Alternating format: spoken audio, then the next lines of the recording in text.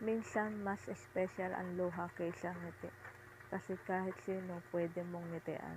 Pero ang luha, tutulo lamang para sa taong di mo kayang mawala at kalimutan. Tama. Ang taong espesyal, mahirap tanggihan, mahirap iwanan, at higit sa lahat, mahirap kalimutan. Katulad mo, kahit wala ka sa tabi ko, isa ka sa mga taong nagpapaikot ng buhay ko. Kahit pa kinakalimutan mo na ako.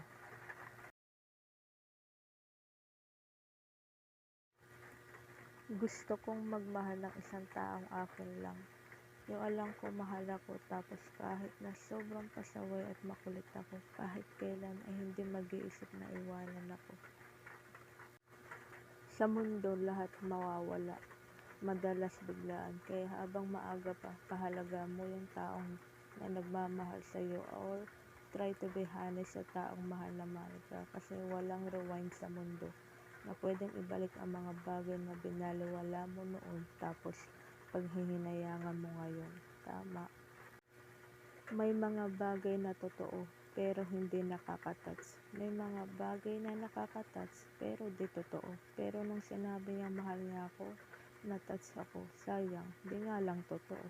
Oo nga. Okay lang ba na mamiss kita?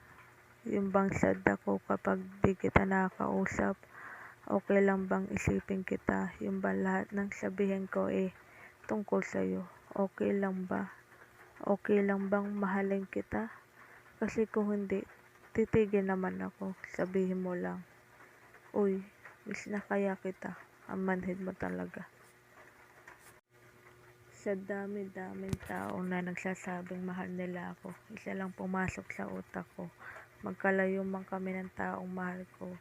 Madami mang babaeng nais mahalin ako, di na magbabago ang nilalaman ng puso ko at nagpapatibay sa buong pagkatao ko na kahit lokohin niya man ako, at least naramdaman niya kung paano ako magpakatotoo at di alam ang manloko na marunong kumapit sa tiwala kahit magkalayo tayo.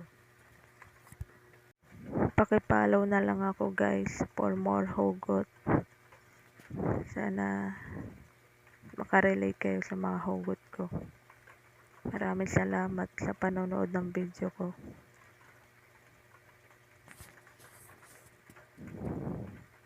Ba't kasi walang basong walang tangkay?